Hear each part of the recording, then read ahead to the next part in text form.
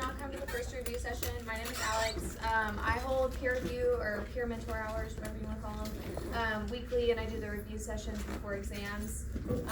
I was a TA last year. I graduated in May, and they no longer let me teach, which is very unfortunate. But hopefully next year, if I get into med school, I will be able to come back. So last review session, I didn't prepare slides. We kind of just like made a list of topics and we went over them. This time I have some slides. It's not many, it's just some topics I want to point out to make sure you are aware to study. And it's also a little more practice on origins and insertions and the way I think about this and the way I process them and study them myself. This may or may not help you. You may not have time to do it this way, but I just thought I'd share. And if you have any questions throughout the middle or at the end, we can make a list and go over those. Sound like a plan? Great. So, just some basics. They used to have these like separate handouts on bones and on muscles. It was a ton of information that maybe was tested on with 2 questions on your exam and no one really looked over it. Now they've incorporated that into 1 or 2 slides at the beginning of Lab 4 and 5, I believe. Don't look over this because this can be maybe some free points in your exam. It may only be a question or 2, but that's a question or 2 you won't miss. So things like types of bones, so like long bones versus short bones, and they ask you like, what is an example of a flat bone? So something simple and straightforward that you wouldn't have to miss. Also muscle nomenclature and things about muscles, just like basic like muscle anatomy, muscle structure, basic terminology. This may not be tested on directly, but it may benefit you just to be familiar with these terms in order to be able to recall muscles later.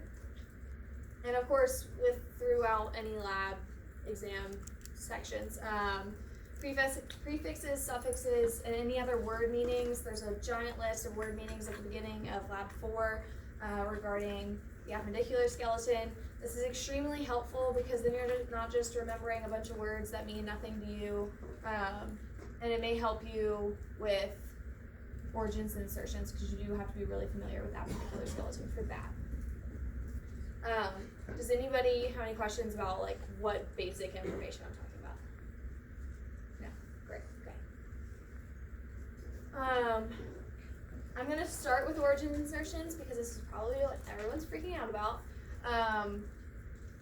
Origins and insertions, so basic definition, origin is the more stable, usually it's the more proximal location attachment for muscles. And then you have your insertion, which is usually the more distal and mobile attachment. And what I mean by that is if you can imagine like me pulling on a rope with a table on the end of it, I'm going to be the origin because I'm staying right here and I'm going to tug on that rope and pull that table towards me, and that's going to be the attachment site that's more mobile and usually more distal on your body, so closer to your hands and your feet than your trunk. Some tips I tell people in peer mentoring hours: if you can't, you must be confident in your appendicular skeleton because these are the origins and insertions. And if you're not comfortable with this, it's really hard to study origins and insertions because you hear a word and you can't correlate with where this is on your body. So highly recommend studying that thoroughly first. Then seriously think about the function. Don't just be like, okay, flexion, extension, whatever. Think about this muscle contracting and what function is going to come out of this and which bones are being moved and which bones need to have a muscle attached to it to be able to perform this function. Again, typically insertion is pulled towards the origin, the more stable part. And the table in the back of your lab manuals kind of groups these together in a similar way, and the sections throughout your lab manual group it in another way as well.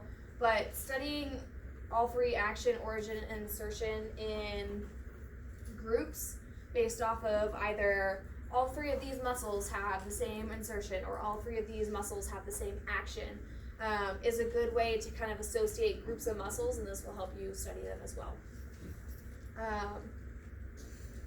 I'll go through some examples, but any questions on this?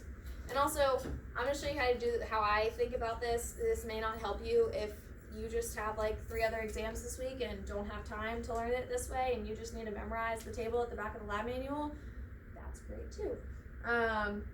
But I highly recommend at least thinking this through and having the table pulled up and not necessarily memorizing, but thinking through this process, because then it's not just going to go in one ear out the other. You're out of the exam. You know, you may get a couple right, but you're not going to understand truly. You're not going to be able to get a question and think through it, rather than getting a question and say, oh, didn't memorize that one, guess I'm just going to move on. So,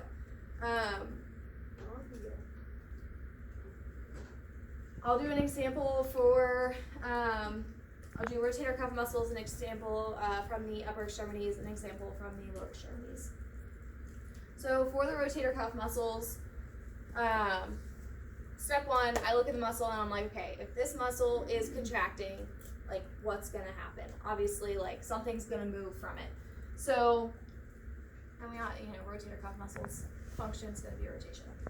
But if this muscle comes up across here and is attached to the head of the AC joint, and it's a ball and socket joint, if that muscle contracts towards the scapula, it's going to turn the ball and socket joint towards that muscle. Well, if that's the back of your arm, moving the head of the humerus is going to be external rotation. I know that. Okay, so now I know that your all 3 of these muscles on the back are going to be performing external rotation. Easy enough. And I can think your subscapularis on the front is going to be the opposite of this. So it's going to be internal rotation. Then you're on to your origins and insertions. So your rotator cuff muscles are responsible for rotating your shoulder, obviously. So if they're all attached to the head of the humerus or the top of the humerus, you think about it like that, and then I think in the table it specifies like the supraglenoid cavity and the infraglenoid cavity as your more mobile attachment. And then we've got function and we've got insertion down. So if we're going to be tugging on the head of the humerus to do external or internal rotation, then you need something attached to a more stable part, which is, we know it's on the scapula from looking at the picture. And then if I'm just looking at that, it looks like it's attached to the fossa, either the infraspinous fossa or the supraspinous fossa. And we did this in peer mentoring hours. I checked the table, didn't know that beforehand, just looked at it, and that was right. So it seems like a lot of questions to ask for 3 simple answers, and there's a lot of muscles in the body to do that for. I don't recommend spending this much time on it on an exam, because you just don't have that much time. But this is a way to study it and at least look at the picture and think about it. And then when you have the table pulled up next to you, you can just like cross match your answers. And the more you do this, the more familiar you're going to be. Does that make sense? I'm going to do a couple more examples. Let's pull up my picture.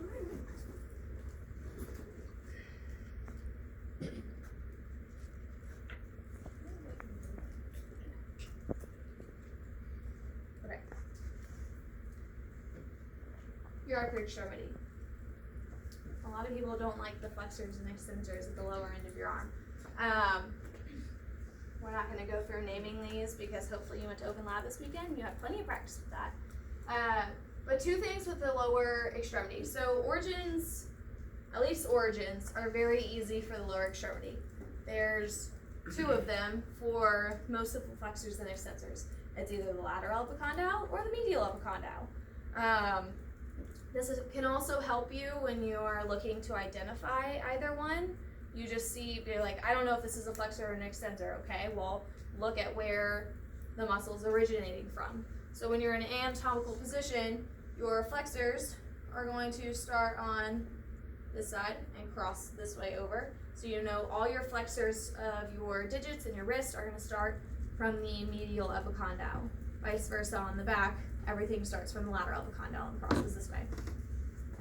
I highly recommend using your body on the exam because it's a free cheat sheet. Like just now I looked at myself and I'm like, okay, well, like pronation, I'm gonna retract this way so I know that my pronator is going this way and all my flexors go along with it. Insertions, there are a few more of these. These kind of come in with the name, so like flexor carpi ulnaris and flexor carpi radialis. The insertions are going to be on your carpals. For your extensors, I think it's the base of the metacarpals, which kind of flips people around and doesn't really make that much sense. But so again, let's say you're starting with pronator teres and you need to know function, origin, and insertion. Well, function's pretty easy on that one, which is pronation. You will get a couple freebie questions on those, especially for the ID sections, because you don't have quite as much time to think about origins and insertions on this part of the exam, so they'll try to use easier ones to remember. But if you think about the pronator teres, you know the function is pronation. So in order for my arm to flip over, I wish we had a skeleton in here.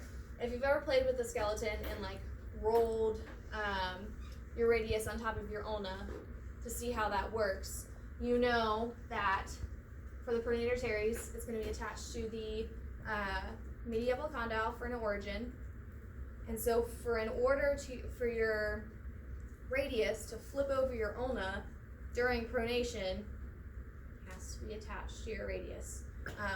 And the insertion on that is radial shaft. So thinking about it like this logically, again, takes more time. However, once you know it, it's a lot easier to remember after that. A lot of your flexors and extensors for your digits are going to be attached to your digits. You'll have to keep an eye on what number digits it is, because I know for your extensors, your extensor digitorum is going to be 2 through 5. Your extensor digiti minimi is just going to be 5. Things like that. I don't know how specific they're going to be for origins and insertions, but they like you to be pretty close. So I would not skimp on that. It's going to be a big part of your exam. One thing I do like to point out, do not skip over this word. They ask it almost every year. Your palmar aponeurosis. So what muscle attaches to your palmar aponeurosis? Palmaris longus. What is the function of palmaris longus? Gripping objects. And that's how this tendon works. So right there, we just answered all three parts for palmaris longus. Palmaris longus, its function is to grip objects. It starts at the medial epicondyle, and its insertion is the palmar aponeurosis. Any questions on upper extremity? Yes. For the lateral epicondyle, you said most of that would be flexors or extensors? Extensors. And for medial, it would be flexors mostly. Please correct me if I'm wrong, because it's hard from memory, which you have to do for your exams. Sorry. Not saying it's easy. I'm just trying to help out a little bit. Okay, and if we get through the slides and we just want to do more practice like this, just like, okay, what's the function, what's the origin, what's the insertion, we can do that too. I just threw out a couple pictures to practice to get through, just in case you guys have other questions. Upper extremities, at least for me, make a lot of sense with function, origin, and insertion. Lower extremities, not so much. So these you'll have to think a little more about.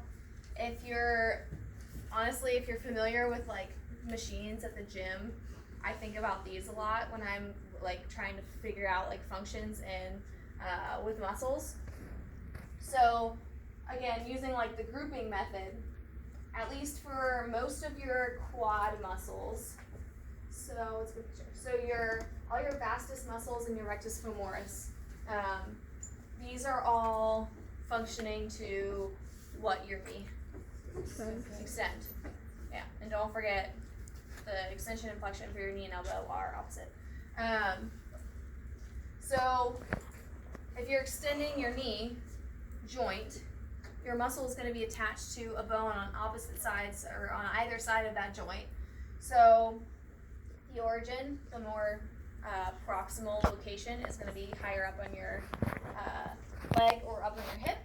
And then the insertion is going to be below your knee somewhere. So I think all of those are on your tibia somewhere. Probably. Tibial tuberosity. Tibial tuberosity, see?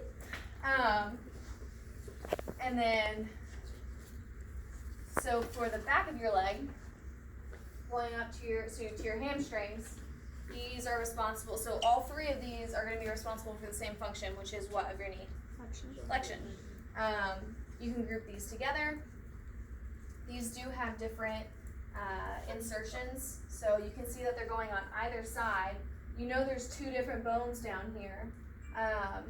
The more medial bone is your tibia, the more lateral bone is your fibula, which makes sense because you're going to want the more sturdy bone bearing the center of gravity. So then I can look at this and I can say, okay, well, biceps femoris is going to attach to my fibula, and your semitendinosus and semimembranosus are going to attach to your, I just said that backwards. Semitendinosus and semimembranosus are attached to your tibia, and biceps femora are attached to your fibula.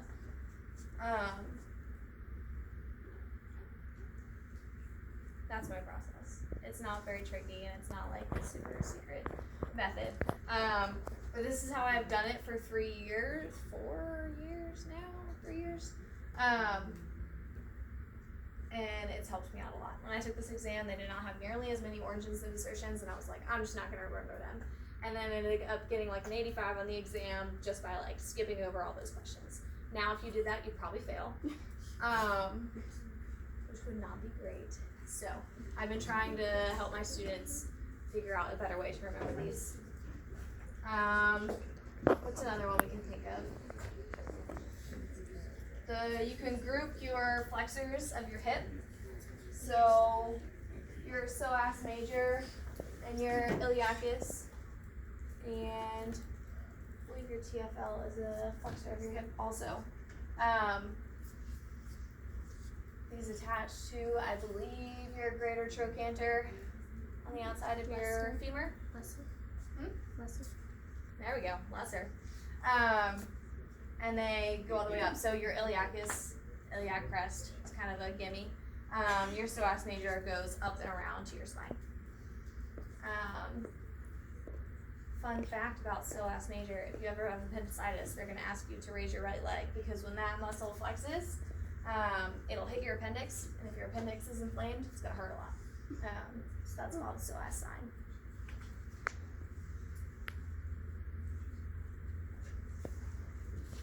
What else?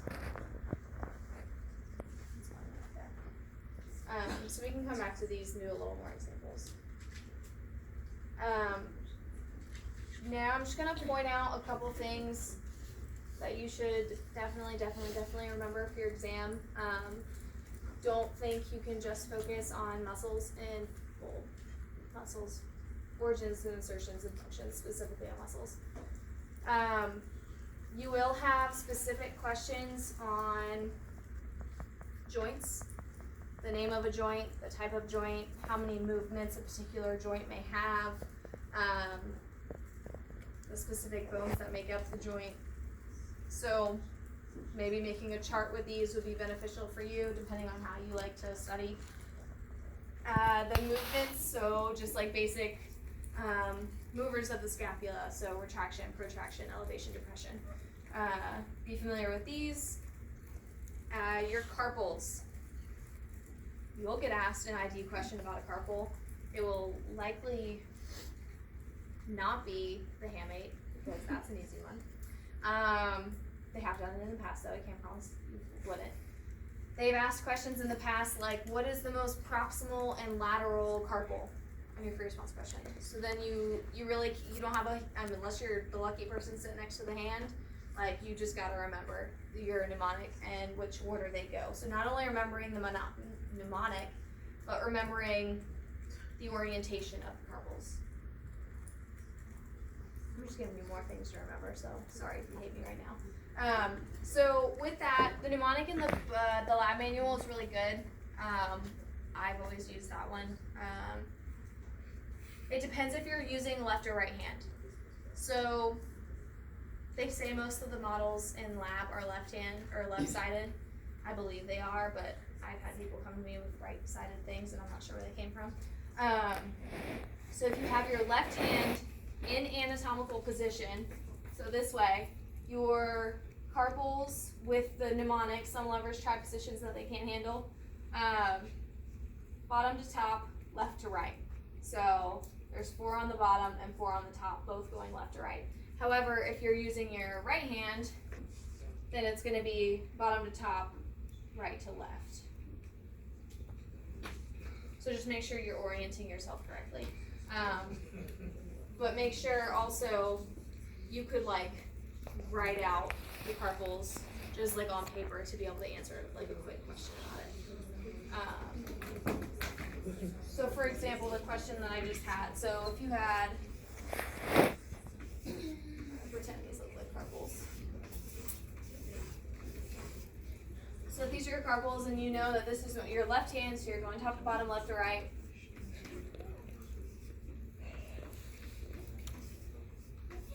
I know this is going to be my hamate bone with the hook of hamate on top. This is your pisiform, the really small one that kind of lays on top of the other bone.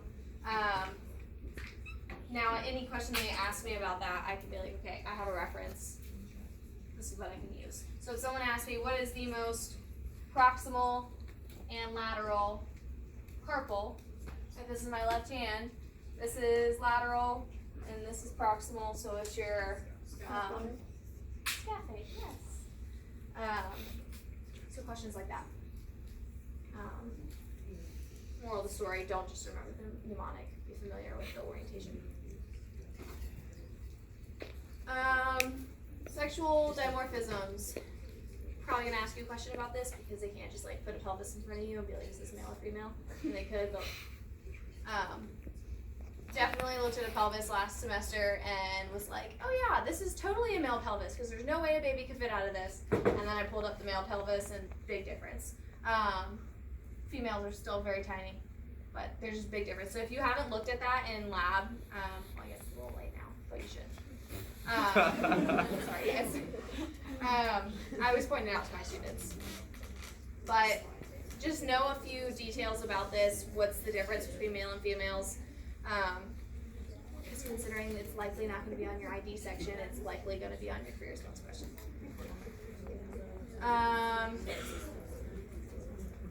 Lab 5, something I like to point out.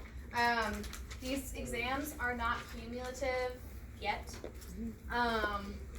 Your final will be, sorry if you were not prepared for that. Cranial nerves were on your first exam. However, they have been mentioned in this lab, or like lab 5 in general, this group of labs. So it is fair game to be tested on again. However, it's not going to be like, what is this cranial nerve? It's going to be asking you the association between cranial nerves and the muscle that they're joined with. Yes. Do we have to put the name of the cranial nerve or just like CN5 or something like that? Would be fine. I don't know. I think they usually just ask you for the number. Okay. But I can't promise like how they ask it. Sometimes they're like, what number cranial nerve goes with this, and you just put the number, but just depends how they ask. So I just copied this picture straight out of the slide in your lab manual. Don't gloss over that page. Make sure that I can promise you there will be a question on that.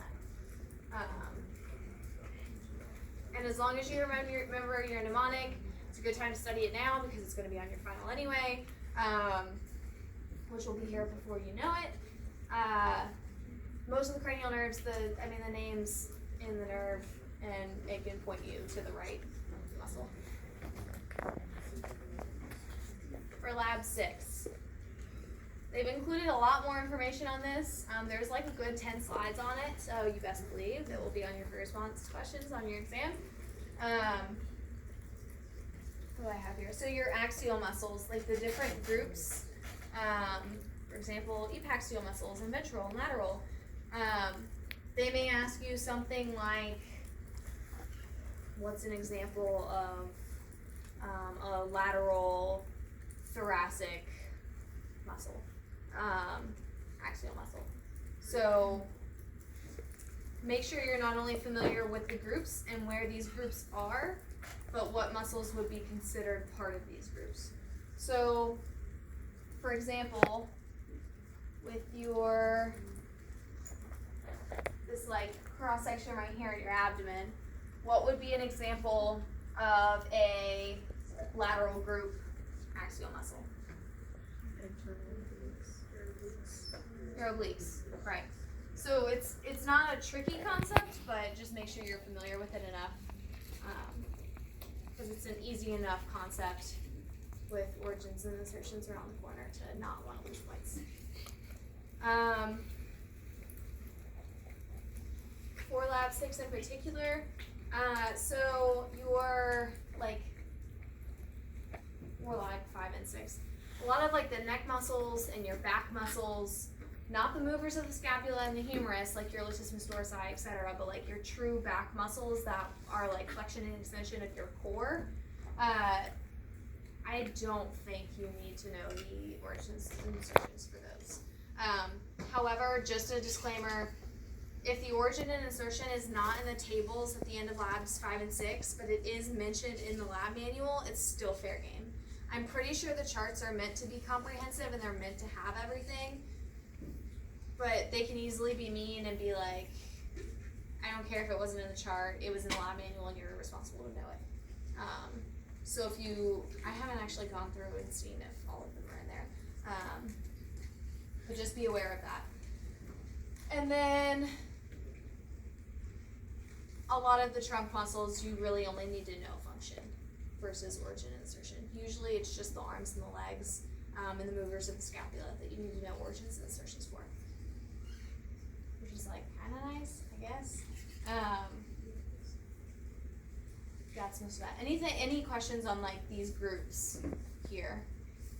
I hate going through this lab manual because it makes me take a quiz like every 5 seconds. I'm flipping through it. And then I tried to do one and just like, I did not do well, so it's fine. But I would highly recommend going through those quizzes because those are new this semester and I'm sure they will make similar questions exactly like it. Not like making me asking about the groups. Those are all the slides I have. Just some main things I wanted to point out. There's really not a lot on this exam outside of origins and insertions. Because there's a lot of those. Which I apologize in advance. It'll be great. You'll all do great. We'll ask you things like, what's the origin of your corcobrachialis? Corticoid process. Like easier ones like that, they'll pick some of, and they'll pick some harder ones, and it'll all be fine. So main takeaways, group. Yes, I'll do questions. Yes. I was wondering, like, is it possible for them to say, like, here's like some tubercle somewhere, and like muscles attached to it?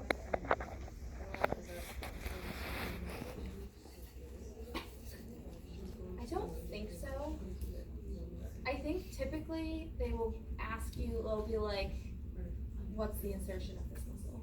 Like on free response. They won't all be that easy, but it's more so like, what is the origin and insertion of this muscle rather than like, how many muscles are attached to this one thing? Yeah.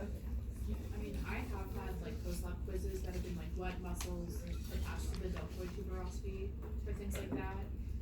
That one in particular, I Yeah. think they directly mentioned in the lab manual because I remember reading that.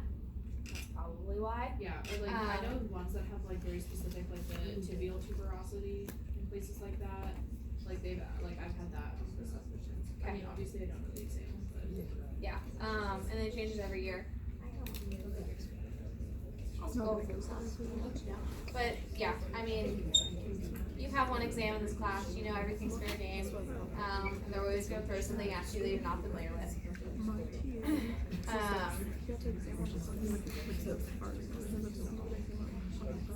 But I will stay and I'll do a couple more examples with origins and insertions if you want to. If you want to go study, highly recommend that also. Yes. What kind of stuff did he ask? I mean, I don't know so, but I mean, I knew because I kept asking him some of the stuff I was just like, man, I really don't think we need to know this. He was like, you're not prepared. I was like, what did he say? For the chart? So I don't know. Yeah. I don't know, my PA, I know.